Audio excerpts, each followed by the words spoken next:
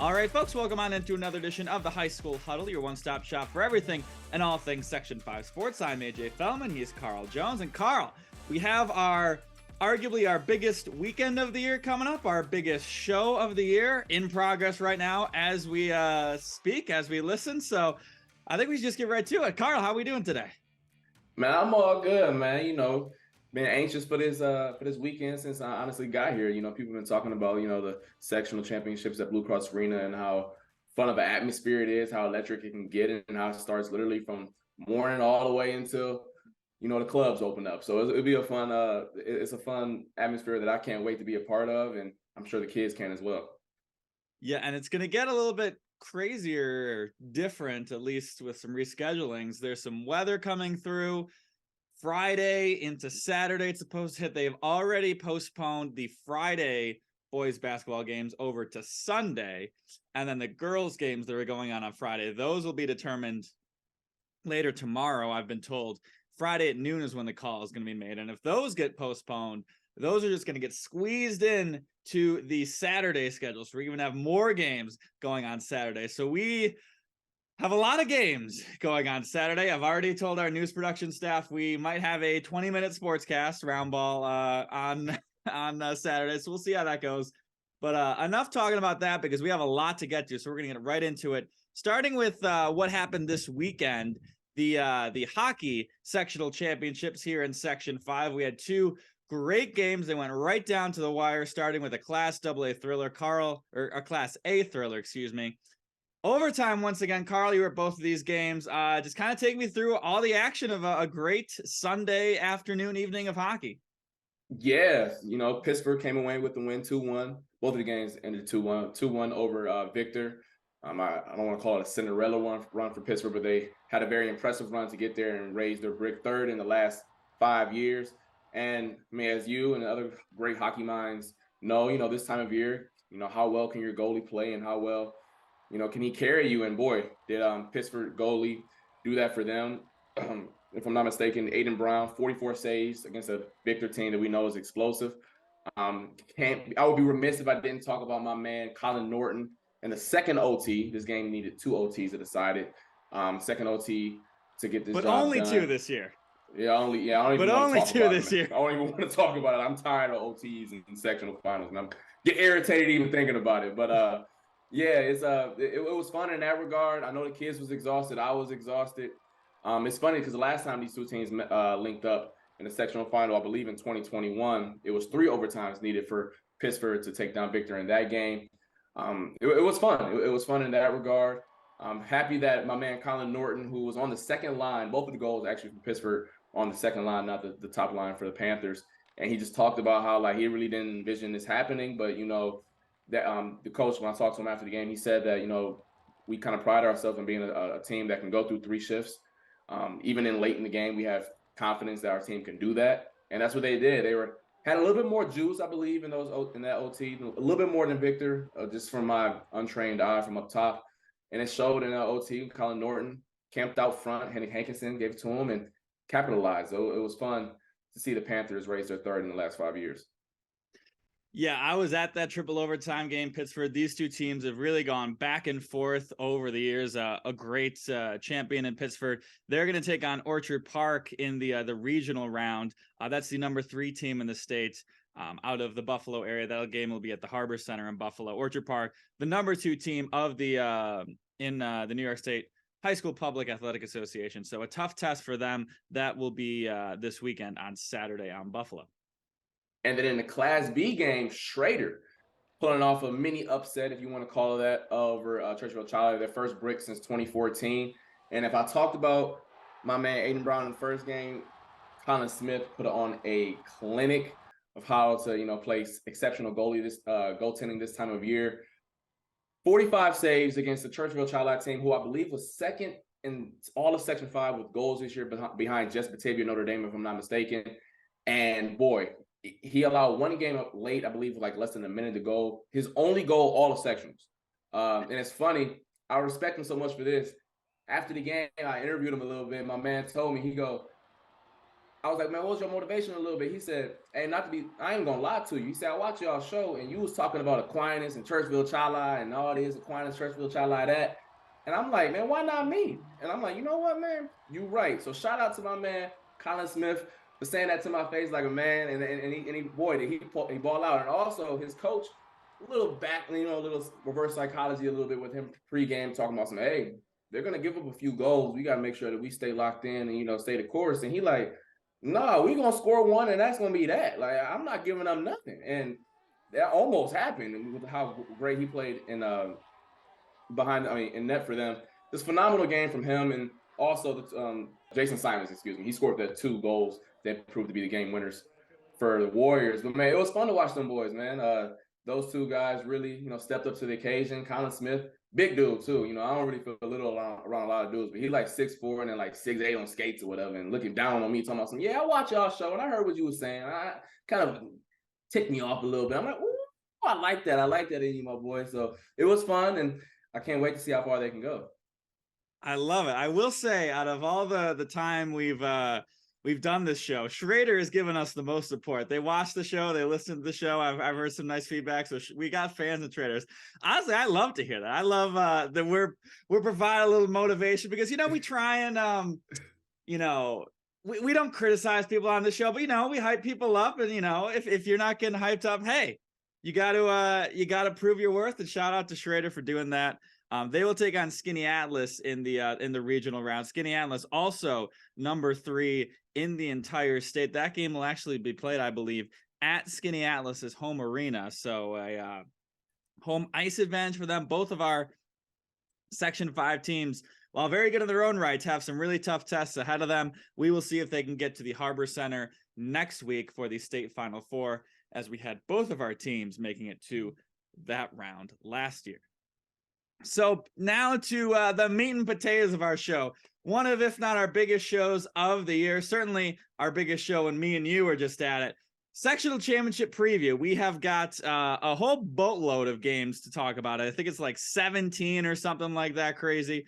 But we were going to get right to it, starting with the girls. And we start with the girls, A, because ladies first is a saying, and B, because last night, the AA girls semifinals just went bonkers. Both games needed overtime to decide a champion.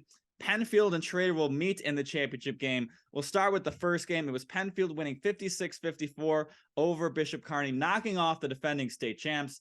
There have only been 2 Section 5 teams to beat Bishop Kearney in the last 5 calendar years.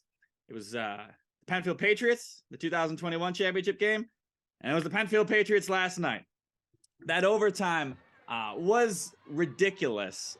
5 lead changes in overtime alone. You had Amaya Jackson going off for Bishop Kearney, just unleashing her entire bag of tricks. She was phenomenal. And then Penfield led the way by Jackie Funk. She had 26 points, getting it done for the Patriots. Just a great game. 2 really skilled basketball teams. And we've been saying all throughout this, as we've been leading up to these sectional championships games, we thought we had 4, maybe 5 teams that could really win it all and potentially even go further. And I thought last night just showed that, to a T, Penfield getting it done down the clutch. And then in the other sectional semifinal game, you had Schroeder beating Fairport 73-69 in overtime. Even a crazier game, which I don't think was possible. Fairport was up big in the first quarter. Then Schroeder took over in the third. They were up 10 heading into the fourth. They were up 13 with about 5 minutes to go. Then Fairport goes on a 13-0 run to tie it up. And if you know anything about Schroeder, obviously you got the Watkins sisters, so it is tough to slow them down for any period of time, nonetheless in crunch time. So they were tied with a minute to go. Then with 10 seconds left, Schroeder had the ball on inbound play, actually more like 8 seconds left. Goes to who else? Mariah Watkins, getting double teamed. Eventually 2 other defenders converge on her. She hits this ridiculous jump step into a fadeaway left-handed layup high off the glass. Good. There was 0.2 seconds on the clock. Eventually, they put 0.7 seconds back on the clock. Fairport called a timeout and advanced. You can do that in girls basketball. You can't do it in boys basketball. Don't ask me why that's a rule. but it is. So Fairport inbounds it. Nevaeh Buntley gets it, turns, fires in. Shot goes in. Referees say that it went in. And usually we like to give some ambiguity to these type of things. We don't like to throw, criticize refs or anything like that. This shot, unfortunately, did not go in 0.7 seconds. The shot was literally basically on her chest when she went to put it up, and the buzzer went off. If you break it down frame by frame, the play itself took 1.1 seconds. If you forget what I just said, they had 0.7 seconds. 1.1 is more than 0.7. Luckily, Schroeder got it done in overtime. Really kind of controlled the play, hit 2 early threes, and then took over from there. So all is well as it ends well. Ball don't lie, as the kids say. And now we've got this matchup between Schroeder and Penfield, where, Carl, you were at both of these sectional or these games in the regular season, and Schroeder really took it to him. 61-48 in the first matchup, and a blowout in the second matchup, 55-25. Obviously, things get a little tighter in sectional playoff times, but Penfield has their work cut out to them to reverse these regular season results. Oh, for surely, but also the postseason is the postseason for a reason. And I mean, they took it to BK last night, and BK, as we all know, is a top-notch formidable foe. I mean, heck, Fairport, they had, I don't want to say limped down the stretch, but they didn't play to their peak, in the end of the regular season, and they took it to Schroeder. As you were at the game, they were up at various points in that game. So I don't want to say throw away the things in the regular season, but it's a different ball game this time of year. Things get tighter. Your star players rise to the occasion. Jackie Funk did it yesterday. Grace Alexander may have to do that on Saturday. They got the ladies to get it done. Mark Vole is obviously a fantastic coach, as you know. I'm sure he's going to be cooking something up. He's seen the Watkins sisters a lot over the past few years. So I'm sure whatever game plan he's been holding on, I'm sure he's going to throw it out there on Saturday and hope it works. But I mean, both teams they earned their way here. I mean, Schroeder, obviously fantastic regular season. Penfield's only losses this year are to the Lady Warriors. So be a fun one. The first 2 games, I think Schroeder defensively just took it to them. Penfield just couldn't get into any of their sets. But we'll see if they have that trouble this time around. Yeah, what really impressed me down the stretch in overtime of that game was the secondary supporting cast of Webster Schroeder.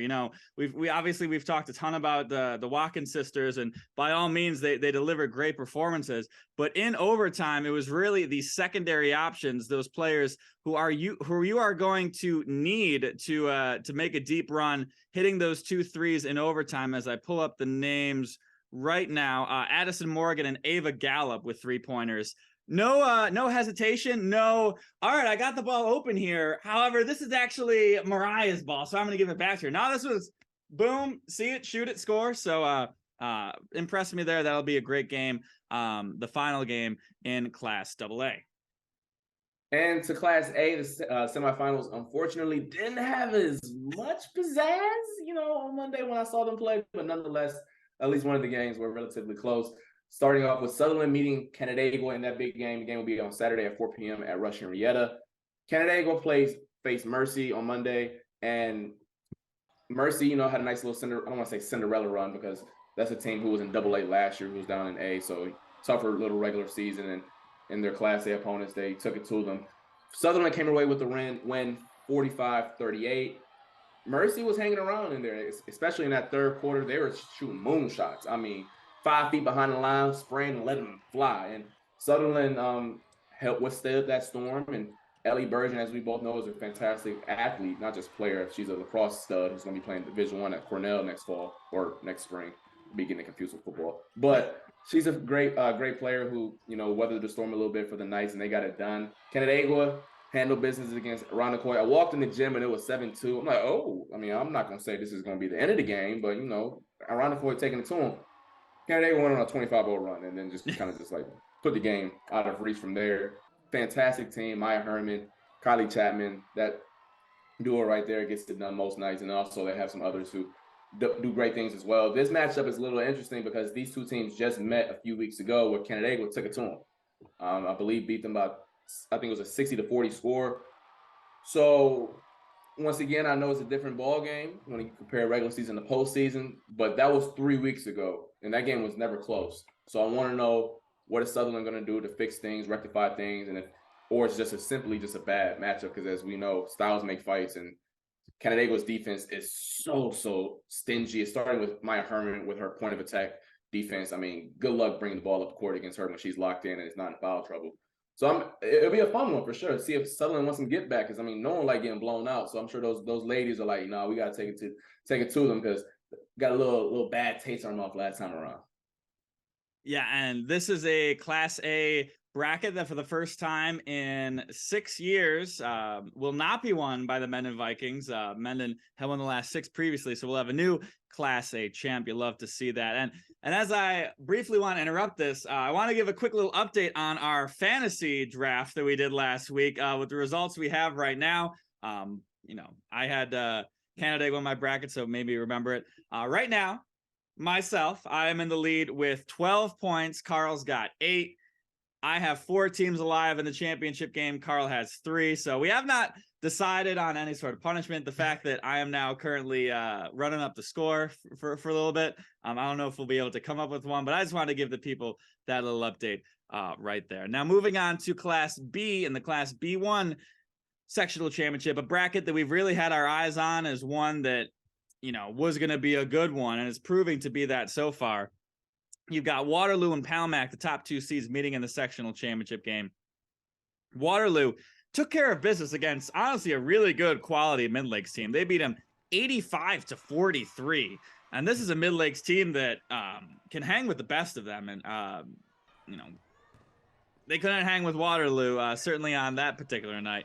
And then Palmac got it done with a 2-point victory over Livonia, 42-40. A tough victory for them, taking down Kylie Buckley. So now we have this regular season game the sectional championship game, where in the regular season, Palmac handed Waterloo their only loss of the season, 62-57. They did meet earlier in the regular season, 66-50. So this should be a great game. All of these girls' games should be pretty darn good. But if there's one we want to circle, it might, double A, it's tough to beat that. But Waterloo and Palmac, that's going to be one heck of a game as Waterloo tries to get back to the state championship game like they made it last year. Just like I talked about, Sutherland wants some get back. If you Waterloo, you like, hold on. We've been dominating Section 5 the past 3 years. And the one team that has put a blemish on our nice record, we get to play them in a sectional title game? Oh, I'm sure the motivation is ramping up for them. And then Palmac, on the other hand, you like, we did it once and we're going to do it again. Man, I'm creating scenarios in my head. I know how them ladies feeling out there. That's going to be a Russian Red, I believe, correct? So, yeah. Big Gem, they lit. They're going to be on top of each other. Yeah, that's going to be a good one. Yeah, for sure.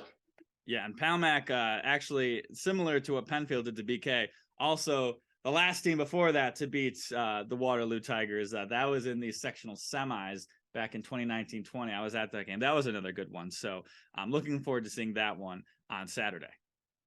And on the other side in Class B in B2, we got Dansville taking on Hornell, 1-3 matchup. Both teams had a decent win in their semifinal rounds to get here. Split the regular season matchup. So these teams are fairly evenly matched to get to this point. Also at RH at 5:30 on, I believe this is going to be tomorrow. This is one of those games where we don't know when it's going to be played. At this time right now, it's 5:30 on Friday. We'll see when it actually gets played. I'm sure Eric Snyder has a lot to do with that. We'll see what he tells these schools. No, I'm kidding. But we'll find out tomorrow. But haven't seen either of these 2 teams. Having said that, got the 1 seed still alive and the 3 seed in Hornell. Once again, slated right now for 5:30 on Friday. Yeah, and that Class B1 championship game will also be on Friday, if it is on Friday. So rubber match in the B2 championship game. Moving on to Class C1, where Canisteo Greenwood silenced some critics in the sectional playoffs so far. They obviously had an undefeated regular season and faced some really tough teams on their way to the sectional championship game and got it done in convincing fashion, beating East Rochester 48-29 and then Alexander 46-31. In the other side of the bracket, it is the number 2 seed Oakfield, Alabama. They took down Bloomfield 59-56 and Addison 44-37 to make their way to the sectional championship game. So we've got the number 1 seed, we've got the number 2 seed squaring off in the championship game. Should be a great one. As I look up the state rankings real quickly, Canisteo Greenwood at last check was 6, and Oakfield, Alabama was not ranked in the latest state rankings. So while they are the number 2 seed, certainly the sports writers out there think that they are the underdogs in that championship game by a pretty wide margin. Actually, I'm going to bring up the most recent one just to make sure. Yeah, they didn't even sneak in the most recent one after their wins. So that should be a good one. And Canisteo Greenwood, we talk all the time about you can only play who's in front of you. They keep on doing that, and they might win their way to a brick. Hey, I can't get mad at the ladies. They like, what y'all mad at us for over there? I'm not going to say names in the Channel 8 news office, but they was a little, a little skeptical of, the record over there. And Canisteo was like, you know what? We'll show y'all when it matters what we really about. And they did with a nice win over ER. You got anything else that you want to add for Class C? Yeah, I will say that the person you talk about is Stat, and he was more hyping up East Rochester. So we don't want to bag on CG too much, but he liked he's seen East Rochester play a couple times, and shout out to Canisteo Greenwood for getting it done. And then down in Class C2, a game where I got to see one of these championship game participants last night briefly. The 4 seed Dundee Bradford getting the upset over the number 1 seeded Lions. They beat them 69-57 in the semifinals. Kendall Parker, 31 points in there. And two things that impressed me, I only got to see about 1 quarter of the action, so I don't want to say too much of things, is that Dundee Bradford looked like the more composed team in that first quarter. East Rochester got off to a rocky start, and Dundee Bradford just looked polished. They eventually pulled away in the 4th quarter, so I'm sure that might have had a little bit to do with it. And then B, the fact that Kendall Parker had 31 points, and when I was originally when I first cut my highlight, I didn't have any Kendall Parker in there. So that just goes to show you that they got it done with a multitude of players getting it done for the Brave Scots. I love it when they combine the 2 schools' nicknames into one. Also getting it done in that game, Michaela Schaffner with 17 points and Kaylee Yeoman with 11 points. A nice 12-point victory for Dundee Bradford. And then in the other side of the bracket, you had the number 3 seed Pavilion, 49-25 win over Byron Burgeon in the quarterfinals. And then they took down Batavia Notre Dame 51-42 in the semis. So we will see if Dundee Bradford has one more upset in them, or if it will be the top seeded Pavilion Golden Knights, I believe 18th in the latest state rankings. We will see if they can move on to the sectional championship, or win the sectional championship game. Yeah, beating Lions is definitely a good win. Knowing Jayla Bell and how good she is, taking her out on the way, it's a good win. Good win in that regard. In Class D, wrapping up on the girls' slate, we got Keshequa, the top seed in Class D1, taking on Lyndonville, 17-5 versus 15-7. As I pull up both of these games, actually both D1 and D2 will both be on Letchworth, slated for Friday. Don't know how bad Letchworth is projected to get hit by the snow, so we'll see how much of an impact that has. Keshequa took care of Genesee rather convincingly, 44-23 in their matchup. And while also on the other side, Lyndonville, really close win over Fillmore, 43-42. So we'll see if that will hold serve in the sectional title game. And then in D2, we have a little bit of a surprise getting here. Elbow, the 6th seed, making it all the way to the sectional final up against Andover White. Elbow with a 13-10 record. Andover White 17-4. These 2 teams have not met in the regular season, so not really much to go off of in that regard. But Elbow, they've been trucking along. They're saying the seed doesn't matter. We'll figure out a way to get here, and they've done their part so far. We'll see how far Cinderella can go. I believe 8 p.m. On Friday at Letchworth High School. Once again, slated right now. We'll see how Mother Nature goes in that regard. But that's Class D1 and D2 on the girls' side. Now moving on to the boys' side of things, starting off in Class AA, where we have one favorite and one kind of underdog on the road. We've got Victor, the top seed, taking down McQuaid and Schroeder on their way to the sectional championship game. Schroeder, that game, first of all, McQuaid, they beat, and McQuaid, as I found out later, a couple of their players under the weather. We had one of their players throwing up during that game and had to clean up at one point. So McQuaid a little bit down for the count of that one. And then that Victor Schroeder game, just a good effort by Victor to pull ahead, And then B is Schroeder got a little bit closer to them. They got it down to as much as 6.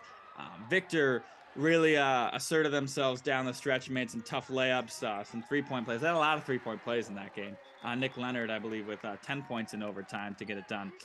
And then Fairport, the mighty Red Raiders, as the 6th seed. The defense, if we say defense wins championships, just give Fairport the state title right now, because they beat UPrep 48-33 in the play-in game. They beat Brighton 47-30 in the quarterfinal games. And then it took down Edison 78-43 against a pretty darn good Edison team. And a fair number of those points basically came in garbage time, where they could have held them to in the 30s once again.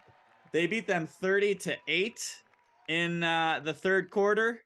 Just kind of ran away with it there. So that's a tough team. That's a team that's peaking at the right time. Victor finally trying to knock off their playoff warts of the past, where they've been this top seeded team and haven't been able to raise a brick.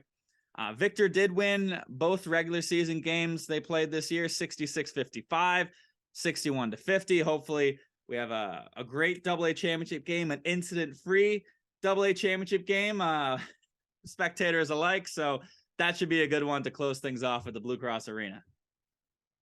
Yeah, I mean, I had no idea, honestly, when I was at that Fairport Brighton game, where just the Red Raiders just turned off the Bruins' water on the defensive side of the floor. They were just spectacular on that. And I guess I did know that Franklin lost to Edison prior to that night. I just had no idea that will be the results of the game against Edison. So, I mean, they're clicking at the right time. Shout out to them. And then, can, like you said, can Victor get the monkey off their back and finally, get it done in the postseason? They've done fantastic things so far this year. And I know things year to year don't transfer. So brand new team, we'll see if they get it done and finally get it done on their get it done, and raise the brick.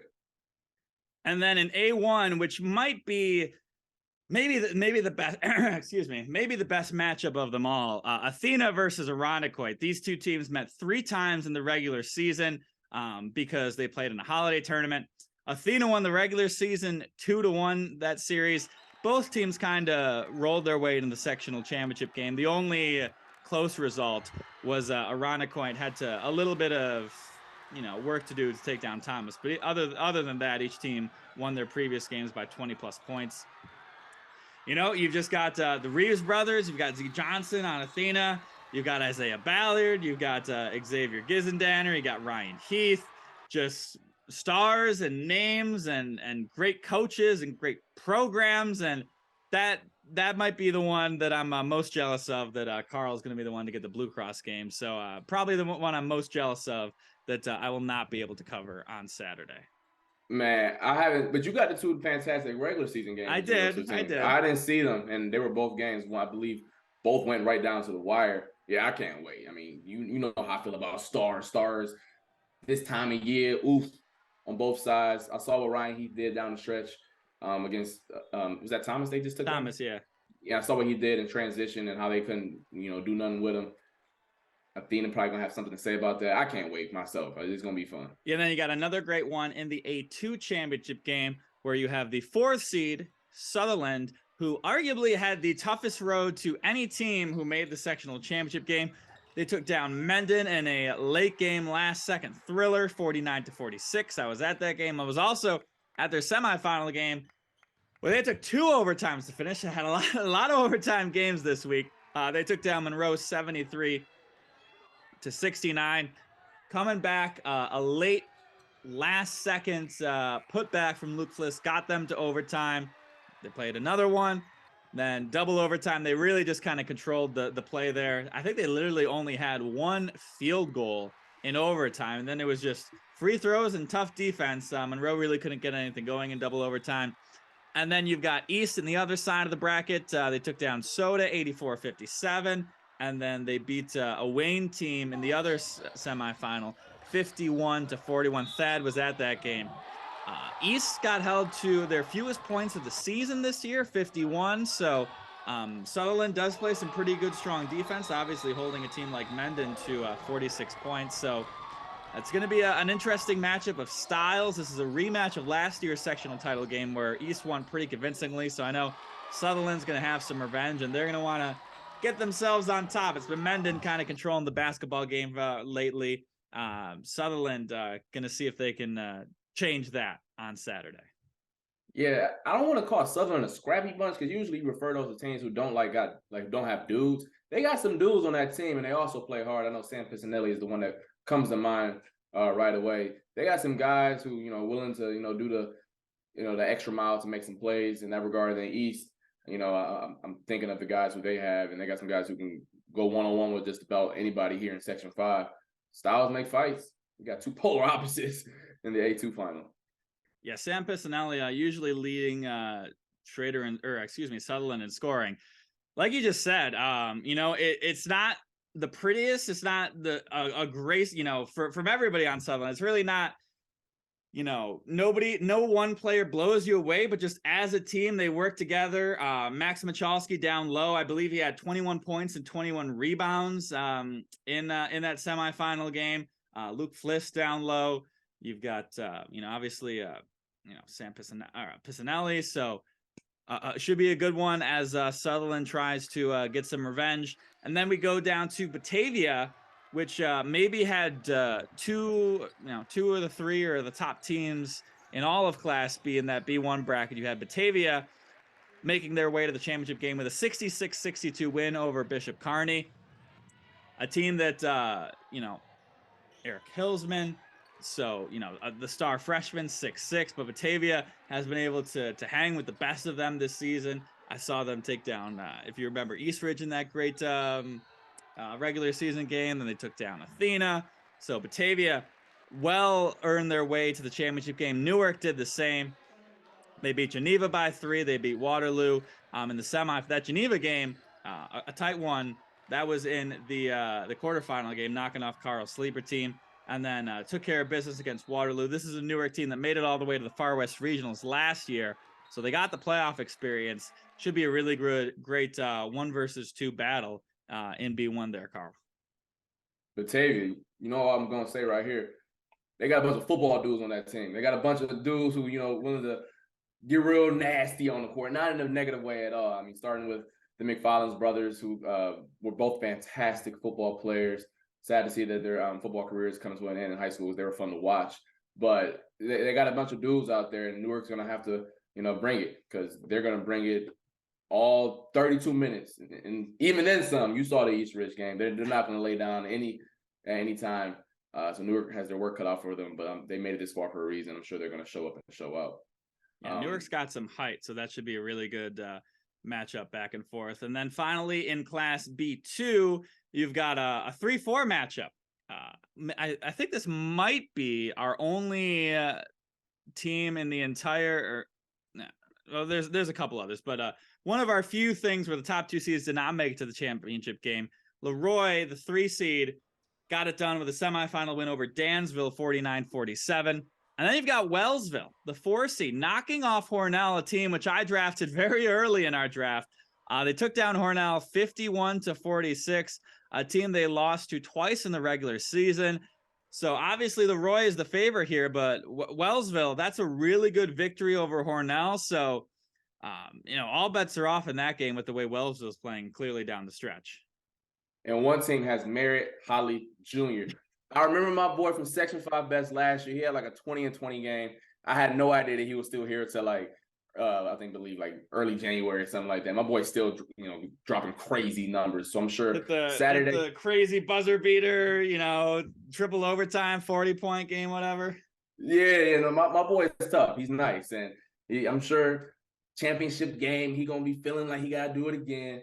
But Wellsville, I mean, they've had an impressive run to get here. I'm sure they don't care about nothing I just said. They just going out there and playing ball.